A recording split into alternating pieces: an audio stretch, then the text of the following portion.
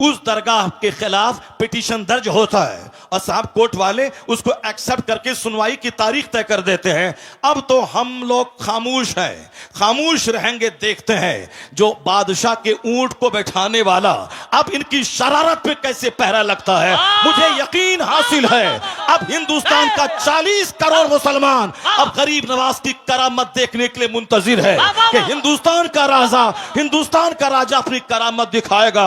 अब मुझे लग रहा है इनकी शरारत जब बढ़ रही है, इनकी शरारत खूब आगे बढ़ रही है, तो अब जब बंदरों को, गीदड़ों को मौत आती है तो शहर की तरफ रुख करता है। छोटी छोटी बातें तो बोलता था, हम नजरअंदाज करते थे, अब बड़े शहंशाह की बारगाह में पहुंच गया है, वहां छेड़खानी कर रहा है। अब बस करीब है वह वक्त जब गरीब नवाज का जलाल रंग लाएगा, और जब वो जलाल रंग लाएगा इनका सारा गुरूर चकनाचूर होगा और मुस्तफा के गुलामों को अल्लाह इज्जतों से मालामाल बनाएगा। नारे तकबीर, नारे रिसालत, मसलके आला हजरत, मजहबे इस्लाम, हजरत हबीबुल्लाह फैजी साहेब किबला, हजरत शहनवाज हसन साहेब किबला, अल्लामा डॉक्टर शहरयार रजा साहेब किबला कादरी।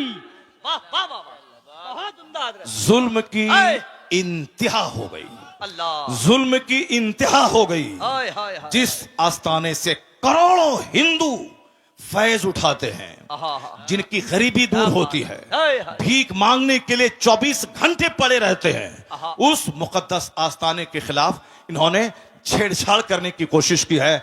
अभी भी वक्त है कि जाके बाबा की बारगाह में चले जाओ, अपना पिटीशन कोर्ट से वापस ले लो और बाबा की चौखट पे जाके बोलो, बाबा क्षमा कर दीजिए, हमसे गलती हो गई। वरना याद रखना, जो अना सागर को एक कूजे में ला सकते हैं, याद रखना, जो बादशाह के ऊंट को बिठा सकते हैं, तो फिर जब वो जलाल में आ गए तो हुकूमत का सत्यानाश हो जाएगा। फिर वही होगा जो सारी दुनिया देखने का मुंतजिर है। नारे तकबीर। के बंगले पर मैं थूक देता हूं, पेशाब कर दूंगा, मगर मैं ईमान का सौदा नहीं करूंगा। बेशक, सुभान अल्लाह। जो दौलत अल्लाह ने आपको दी है, आपने कोई मेहनत नहीं की उसके लिए, ना बहुत ज्यादा आप मदरसे में टाइम दिया, ना 2-4-10 आलिमों के साथ आप बैठे रहे, न किसी क्रिश्चियनों के पोप के पास आप गए, न किसी यहूदी के रिब्बी के पास आप बैठकर आपने डिबेट किया, न किसी हिंदुओं के पंडित के पास जाके आपने डिस्कशन किया कि कौन सा मजहब अच्छा है, कौन सा मजहब खराब है। नहीं, आपको अल्लाह ने सिर्फ अपने फजल से ईमान की दौलत दी। बेशक, सुभान अल्लाह। इसलिए कि आप मोमिन घर में पैदा हुए हैं, इसलिए आप मुसलमान हैं।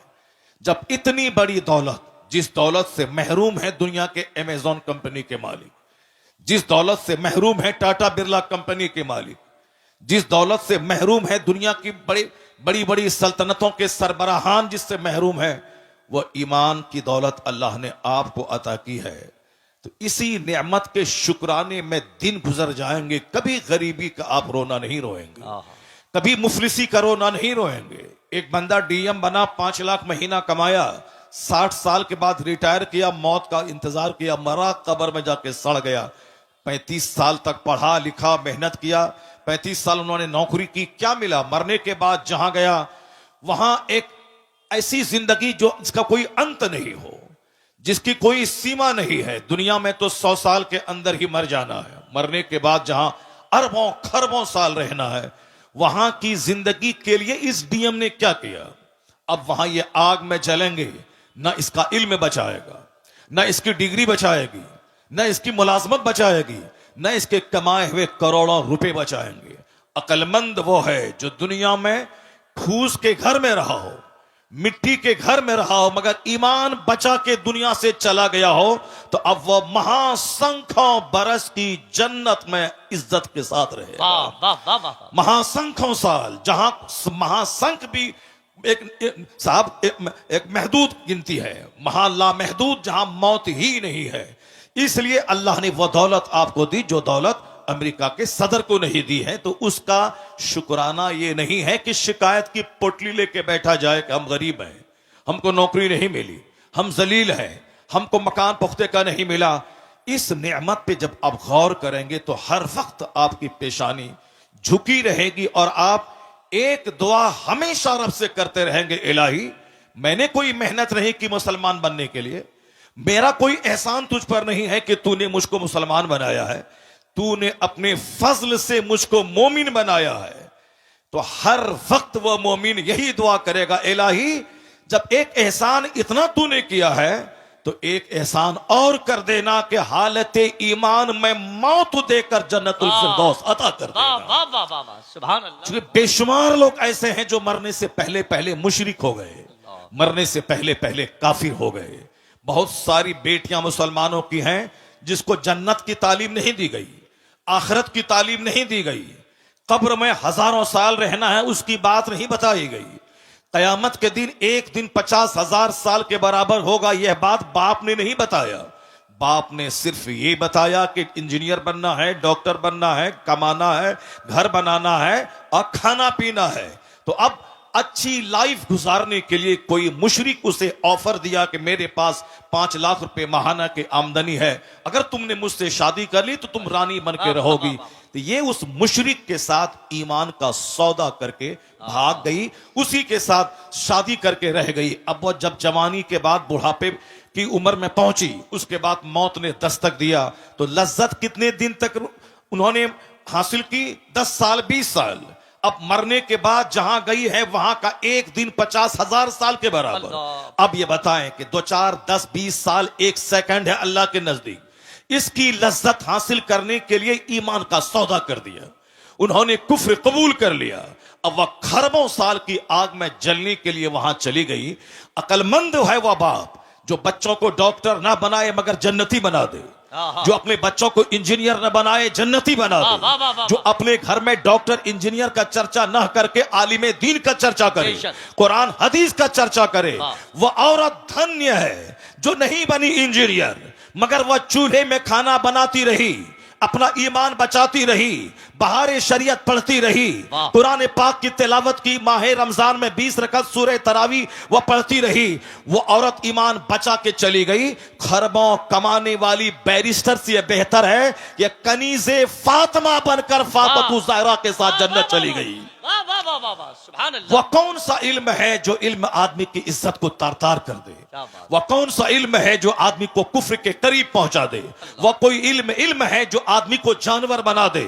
आज मदरसा आवाज दे रहा है कि डॉक्टर की सूरत में दरिंदा कलकत्ता के आरजी मेडिकल कॉलेज का प्रिंसिपल जो अपने घर के तहखाने में खूबसूरत औरतों के साथ बलात्कार करने का रैकेट चलाता था, जिसके कॉलेज में एमडी करने वाली खातून की आबरू गैर महफूज रही और जिसको अपनी आबरू बचाने के चक्कर में जान से हाथ धोना पड़ा। ये कोई डाइटन सिमिलिया का कसिया का कोई जाहिल नहीं था, वो कोई विलेजर, कोई देहाती, कोई फार्मर नहीं था, पढ़ा लिखा आदमी था। पढ़ा लिखा आदमी इस कदर गिर जाएगा ये किसी ने सोचा ना होगा। आपने देखा होगा मुजफ्फरपुर के शेल्टर होम में वह नेताओं का किस तरह कनेक्शन वहां पली जाने वाली औरतों के साथ था। लोग कहते हैं कि वह डॉक्टर की सूरत में जानवर, वह डॉक्टर की सूरत में दरिंदा। एक गांव का देहाती अपने चचेरे भाई के पास किशनगंज गया, डॉक्टर के पास, कहा आप मेरी बीवी का इलाज करें। डॉक्टर बोलता है कि तुम्हारी बीवी दर्द ज़ह में मुब्तला है, बच्चा भी मरेगा या नहीं जच्चा मर जाएगी, इसलिए तुम्हें 1 घंटे के अंतर सिजरिंग करना पड़ेगा। वो कहता है मैं बीमार हूं, मैं गरीब हूं, मैं मजदूर हूं, कहां से मैं 50,000 रुपए ला के दूं। ये डॉक्टर दिमाग में बहुत बड़ा सपना पाल करके किशनगंज आया है कि मैं MBBS हूं, अपने बच्चों को FRCS बनाना है, अब मुझे 2 एकड़ जमीन में शानदार घर बनाना है, मुझे फॉर्च्यूनर खरीदनी है। अब इतना पैसा, ऐसा नहीं कि डॉक्टर बनने के बाद रुपया का एक पेड़ अपने क्लिनिक में कोई लगा दे और रोजाना जाए 2 घंटा बैठे और पैसा तोड़ के झोला भर के शाम में घर ले जाए। नहीं, उसे तो मरीजों को देखना होगा, मरीजों की फीस से ही कमाना होगा। तो इतनी कमाई कहां से आएगी कि फॉर्च्यूनर का की किस्त अदा करे, वह 2.5 एकड़ जमीन का की किस्त अदा करे। अब वह इंसानियत का लिबादा छोड़कर झूठ का लिबास पहनता है, हैवानियत का कपड़ा पहनकर झूठ बोलता है कि तेरी बीवी 1 घंटे के अंदर में मर जाएगी, इसको सिजरिंग करवाना पड़ेगा। अब वह बेचारा छोटा सा घर बेचकर डॉक्टर को 50,000 रुपए देता है और वह डॉक्टर एक गरीब औरत की सिजरिंग करके उसको कई सारी औलादों से महरूम कर देता है। लोग कहते हैं ये डॉक्टर है मगर इंसान नहीं है। इंसान वो है जो इंसानियत जिसके अंदर हो, वह दूसरों का दर्द महसूस कर करे, मतलब डॉक्टर है मगर इंसान नहीं है। मोरबी का इंजीनियर कई 100 आदमी की जान ले लिया, उन्होंने एनओसी दिया, नो ऑब्जेक्शन, ये ब्रिज को खोल दिया जाए आम पब्लिक के लिए।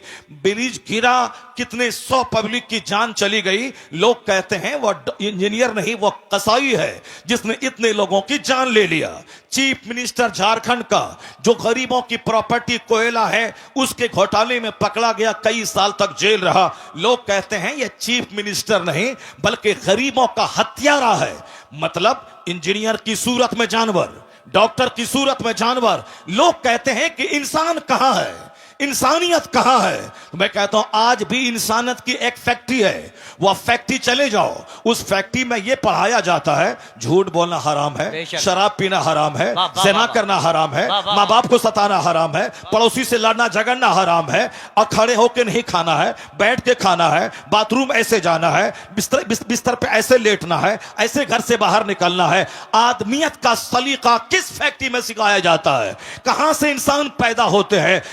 इस जमीन पर एक दरसगाह है जहां अव्वल दिन से लेकर आखिरी दिन तक, यानी उर्दू की पहली किताब से लेकर बुखारी शरीफ तक यही पढ़ाया जाता है। यह लीगल है या इल्लीगल है, यह राइट है ये रॉन्ग है, यह जायज है ये नाजायज है, यह सही है ये गलत है, यह हराम है ये हलाल है, यह करना है ये नहीं करना है, यह हार्मफुल है ये यूजफुल है, यह हानिकारक है ये लाभदायक है। यानी वो आदमियत की शिक्षा जिस दरसगाह में दी जाती है उसी का नाम है मदरसा। अब जब यह फैक्ट्री जवान थी, जहां फैक्ट्री जवान थी, फैक्ट्री का प्रोडक्शन था, खलीफा हारून रशीद का बच्चा मदरसे में पढ़ता था, औरंगजेब जैसे हिंदुस्तान के बादशाह मदरसे में पढ़ते थे। उस वक्त में अमीर गरीब सब चाहता तक मैं इंसान बनाने वाली फैक्ट्री में पढ़ूं और वहां से कुतुब बन के निकलूं, अब्दाल बन के निकलूं, आदमी बन के निकलूं। जब तक यह फैक्ट्री जवान थी, प्रोडक्शन ज्यादा हो रहा था, तो समाज कुतुब से भरा था, अब्दाल से भरा था, नेकों से भरा था, शरीफों से भरा था।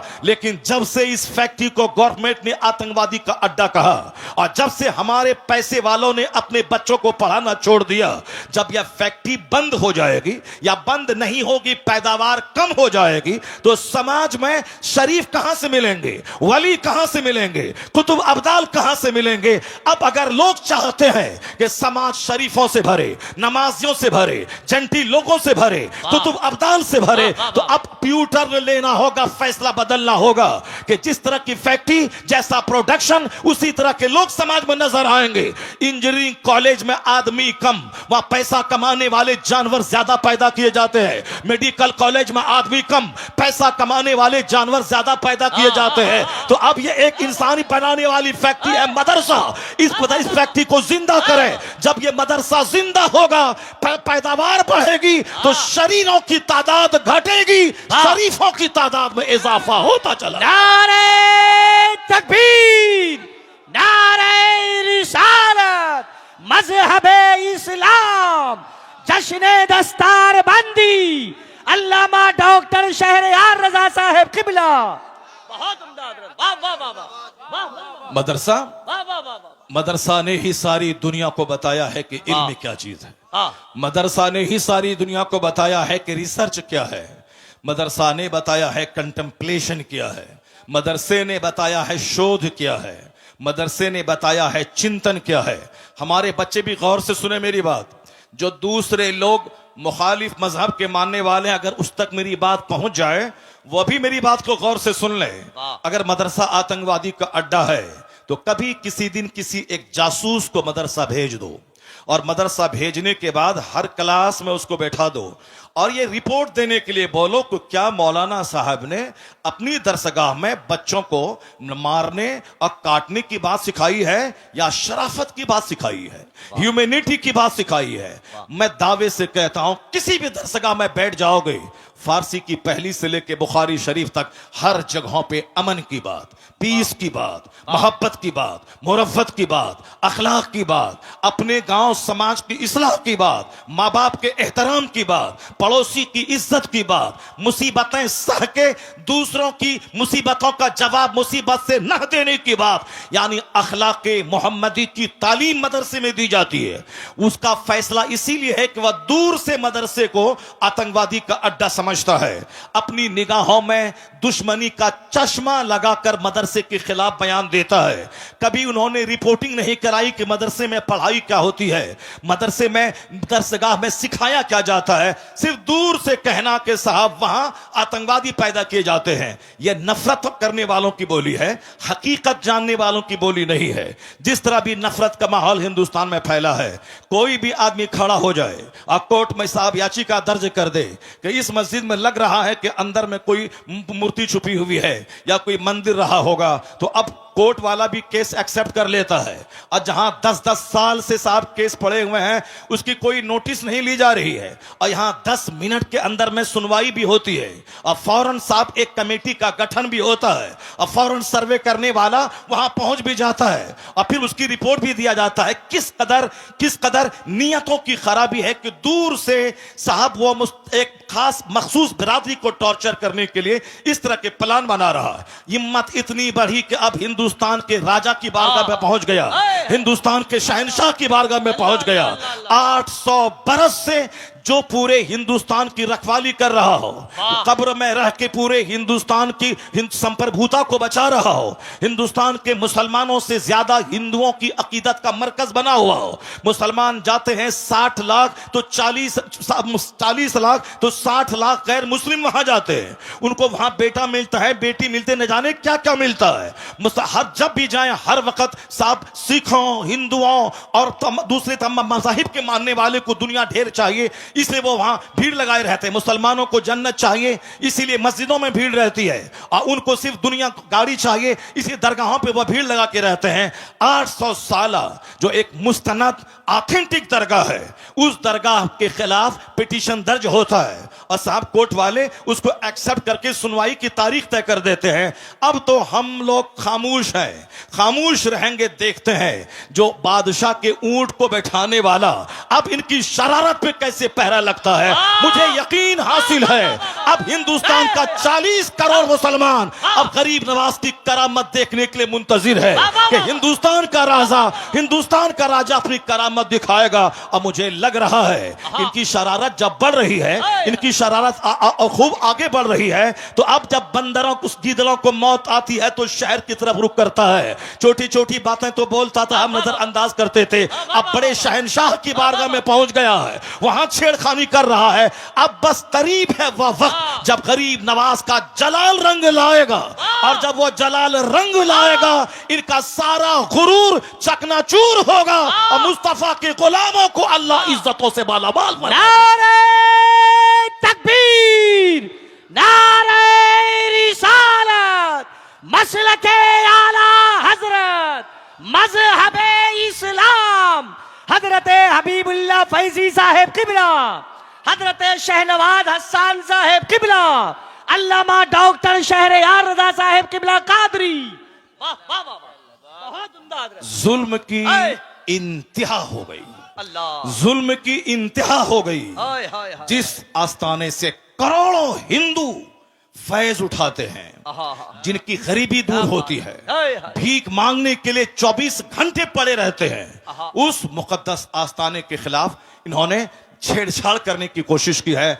अभी भी वक्त है कि जाके बाबा की बारगाह में चले जाओ, अपना पिटीशन कोर्ट से वापस ले लो, और बाबा की चौखट पे जाके बोलो, बाबा क्षमा कर दीजिए, हमसे गलती हो गई। वरना याद रखना, जो अना सागर को एक कूजे में ला सकते हैं, याद रखना, जो बादशाह के ऊंट को बैठा सकते हैं, तो फिर जब वो जलाल में आ गए तो हुकूमत का सत्यानाश हो जाएगा। फिर वही होगा जो सारी दुनिया देखने का मुंतजिर है। नारे तकबीर, नारे रिसालत, ख्वाजा का हिंदुस्तान, फैजाने गरीब नवाज। एक कौम मुस्लिम, आपको कानून हाथ में नहीं लेना है, आपको सड़क पे आकर के बहुत बड़ा प्रोटेस्ट नहीं करना है। यह मामला शहनशाह हिंदुस्तान का मामला है, अब मामला उनकी कोर्ट में पहुंच चुका है। बस हम लोग वही करें जो सरकार दो जहां के दादा अब्दुल मुत्तलिब, जब अबरहा जो हाथियों का फौज लेके खाने काबा को ढाने आ रहा था, अब्दुल मुत्तलिब ने क्या कहा था कि हर शख्स अपने घर की हिफाजत करता है, ए अल्लाह ये तेरा घर है, तू अपने घर की हिफाजत कर। इतना कह के पहाड़ पर चले गए और फिर वो देखने लगे, देखें रब्बे करीम अपने घर की हिफाजत कैसे करता है। सारी दुनिया जान रही है कि अलम तरा कैफ फअल रब्बुका बिअस्हाबिल फील, क्या उसके साथ सलूक हुआ। अब रहा जलील होके मरा, उसके सारे हाथी मरे, एक छोटा सा कंकड़ पत्थर उसके गुरूर को तोड़ के रख दिया, सारे धाराशायी हो गए। हम तो यही देखते हुए आ रहे हैं 1400 साल के अंदर। अल्लाह रब्बुल इज्जत बहुत बेनियाज है, अल्लाह रब्बुल इज्जत बेनियाज है, कोई भी जालिमों का जुल्म उसको थका नहीं सकता। और किसी भी इबादत करने वाली की इबादत की वजह से अल्लाह रब्बुल इज्जत की शान में कोई इजाफा नहीं हो सकता। अल्लाह उस सिफाते कमालिया का जामा है कि जिसके आगे किसी सिफत का कोई तस्वुर ही नहीं है। अल्लाह रब्बुल इज्जत के पास सारी कुव्वतें, सारी ताकतें मौजूद है। हम इबादत करते हैं, हम उसका बेनिफिट मुझको मिलता है। अगर कोई कुफ्र करता है उसका नुकसान वो उठाता है। अल्लाह सिर्फ देखना चाहता है कि मेरा कौन बंदा है जो इस जमीन को अदल से भरता है और कौन है जो इस जमीन को जुल्म से भरता है। जो ईमान लाएगा, अच्छा काम करेगा, उसे यहां सेहत देंगे, इज्जत देंगे, हुकूमत देंगे, मरने के बाद जन्नत देंगे। जो कुफ्र करेगा, शरारत करेगा, जुल्म करेगा, अत्याचार करेगा, दूसरों को जीने नहीं देगा, सताएगा, समाज को पाप से भर देगा, उसके लिए आग तो वहां है, यहां उसका जीना तंग कर देंगे, यहां उसके घरों को कैद खाना बना देंगे, यहां उसको जलील और रुस्वा कर देंगे। नहीं देखा तुमने आज से 5 साल पहले चाइना के लोग कहते थे कौन सी नमाज है, कैसी नमाज है। जापान के लोग कहते थे कौन सी मस्जिद है, कैसा मदरसा है। हिंदुस्तान के भी चंद सर फिरे कहते थे यह कौन सी मस्जिद, कौन सा मदरसा, अजान बंद कर देंगे, मदरसा बंद कर देंगे। अमेरिका भी कहता था यह कौन सा इस्लाम है, हर तरफ इस्लाम का चर्चा हो रहा है, हर तरफ इस्लाम इस्लाम लोग कर रहे हैं, नहीं बढ़ने देंगे इसे।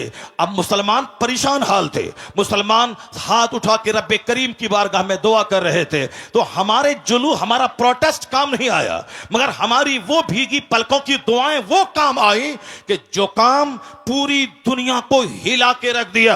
अल्लाह रब्बुल इज्जत ने दूसरी फौज को नहीं भेजा, एक छोटा सा कोरोना का कीड़ा भेज दिया।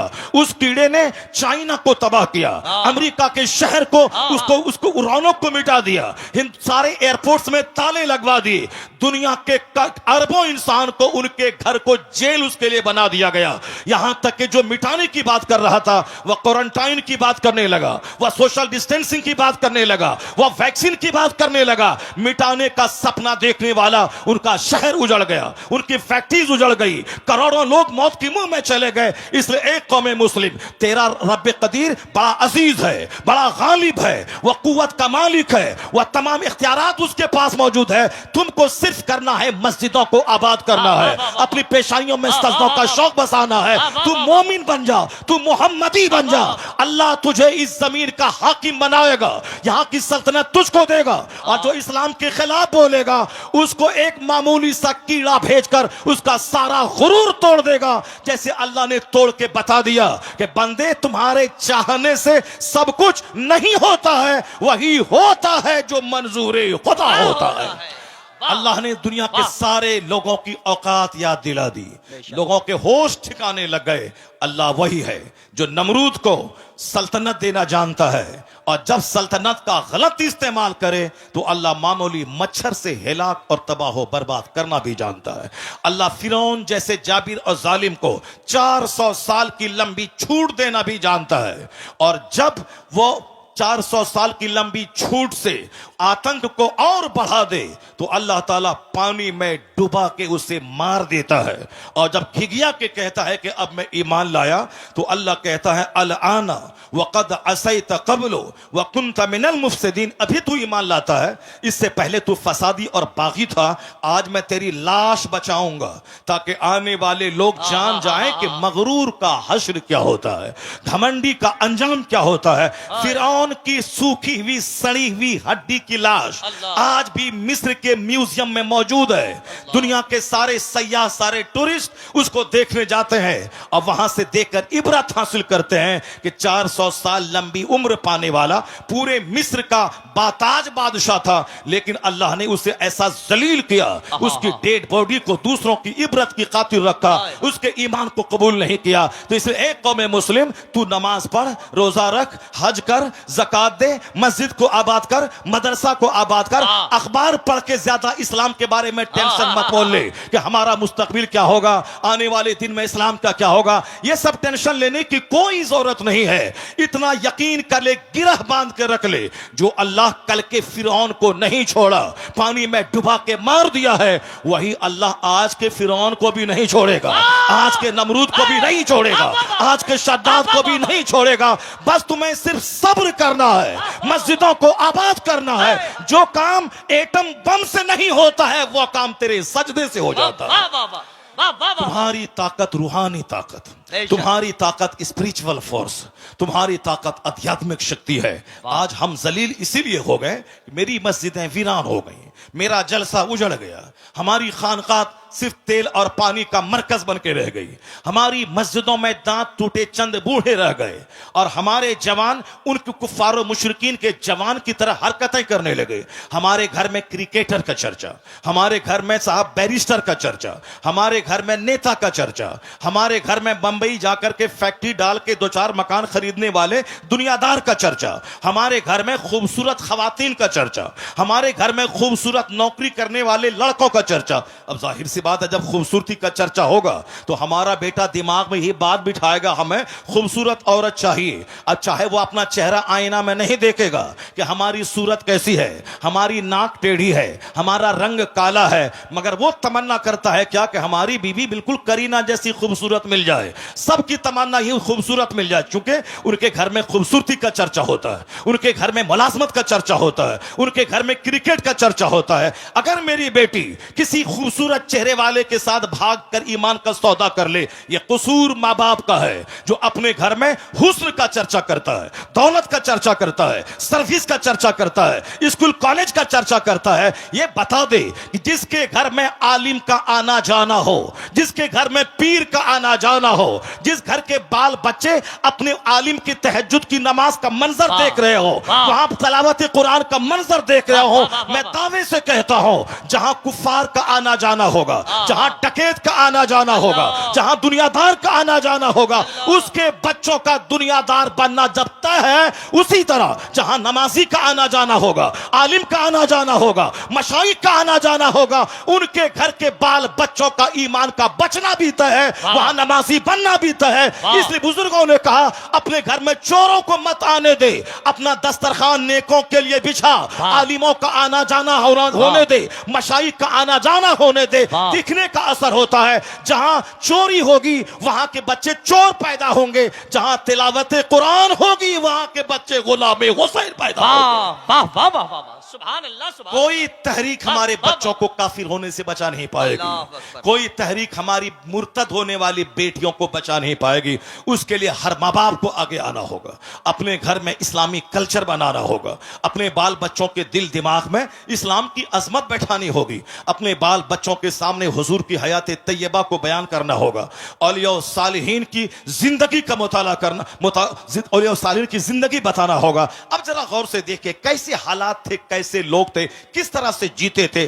अमीर उस दौर के कैसे थे, गरीब उस अहद के कैसे थे, औरतें उस अहद की कैसी थी, मालदार उस अहद के कैसे थे। इस्लामिक हिस्ट्री का एक चैप्टर मैं खोलता हूं, जरा गौर से उसको सुनिए, उसके बाद फिर मैं आके आपको बताऊंगा कि नेता हमारा कितना झूठ बोलता है। नेता हमें डरा करके हमसे वोट लेता है। वो क्या बोलता है कि अगर तुम हमको वोट नहीं दोगे तो तुम्हारी जिंदगी खतरे में पड़ जाएगी, तुम्हारा मुस्तकबिल खतरे में पड़ जाएगा, इस्लाम खतरे में है। हम आज 50 साल से सुनते हुए आ रहे हैं, इस्लाम इज इन डेंजर, इस्लाम खतरे में है, इस्लाम खतरे खतरे में है, इस्लाम खतरे में है। जो मौलाना बोलता है इस्लाम खतरे में है, यकीन जाने कि वो मौलाना सच नहीं, वह झूठ बोल रहा है। जो नेता बोलता है इस्लाम खतरे में है, वह नेता झूठ बोलता है। ये क्यों नहीं बोलता नेता कि हमारी नेतागिरी खतरे में है, हमारी पॉलिटिक्स खतरे में है, क्या बात हमारा एमपी का पोस्ट खतरे में है, क्या बात। हमारी पार्टी खतरे में है, या बोल मेरी पार्टी खतरे में है। हम जिस तरह से वो अपने लोगों को डराता है हमसे और हमारे खिलाफ नफरतों की आग लगाकर वो अपना वोट लेता है, उसी तरह हमारे भी कुछ लोग हैं जो शराब में डूबा हो, एक वक्त की नमाज ना पढ़ता हो, जो दिल्ली में जीतने के बाद 5 स्टार होटल में रंगरलियां मनाता हो, ये हमें आके मजहब के नाम पे हमसे वोट लेता है कि हम मुसलमान हैं, तुम हमको वोट दो। मुसलमान के नाम पे उसको वोट दिया जाएगा जो मुसलमान होगा, कंप्लीट मुसलमान होगा, जो मुस्तफा का होगा, जो कुरान हदीस का होगा, जिसको देखने के बाद लगेगा ये मुसलमान है। सिर्फ एक बिन लेबी लग गया मुसलमान है, बाकी सारा काम मुशरिकीन जैसा है, उसको वोट दिया जाएगा। वोट नहीं दोगे तो बोलेगा तुम्हें काट दिया जाएगा, तुम्हें मार दिया जाएगा। इस्लाम खतरे में है, मुसलमान खतरे में है। मैं बताऊंगा कुरान करीम क्या कहता है, मुस्तफा की हदीस क्या कहती है, और ये नेता क्या बोलता है। और झूठ बोल भी अगर बोलता है कि इस्लाम खतरे में है, वह झूठ बोलता है। कुरान करीम साफ लफ्जों में कह दिया है, युरीदून लियुत्फिउ नूरल्लाहि बिअफ़वाहिहिम वल्लाहु मुतिम्मु नूरी। अल्लाह कहता है ये मुशरिकीन, ये कुफ्फार अपने मुंह से इस्लाम का चिराग बुझाना चाहते हैं, अल्लाह उस नूर को पूरा करना चाहता है। जो अल्लाह उसे पूरा करना चाहता है और ये उस नूर को बुझाना चाहते हैं। बंदों का चाहा हुआ होगा या अल्लाह का चाहा हुआ होगा, ये बंदा कमजोरी का पुतला है। बंदे की हिस्ट्री कमजोर है, इंसान की तारीख की कमजोर है। इंसान पैदा हुआ कैसे है? इंसान पैदा हुआ एक नापाक कतरे से, जिसकी इब्तदा इतनी कमजोर हो कि नापाक कतरे से पैदा हुए हों। जिसकी इब्तदा इतनी कमजोर है या बजती हुई मिट्टी से पैदा हुआ है। जिसकी बुनियाद इतनी कमजोर है कि कई बार शर्मगाहों से इसका गुजर हुआ है। बाप की रीढ़ की हड्डी और मां के सीने की हड्डी से जो कतरा निकलता है, उससे यह इंसान पैदा हुआ। यह मैं नहीं कहता, पैदा करने वाला मेरा खालिक कहता है। फलयंजुरिल इंसानु मिम्मा खुलिक खुलिका मिम्मा इन दाफिक यखरुजु मिन बैनि सुल्बि व तराइब इन्नहु अला रजइही लकादिर। अल्लाह कहता है a man should consider in his creation. आदमी को अपनी पैदाइश पे गौर करना चाहिए कि वह पैदा हुआ कैसे है।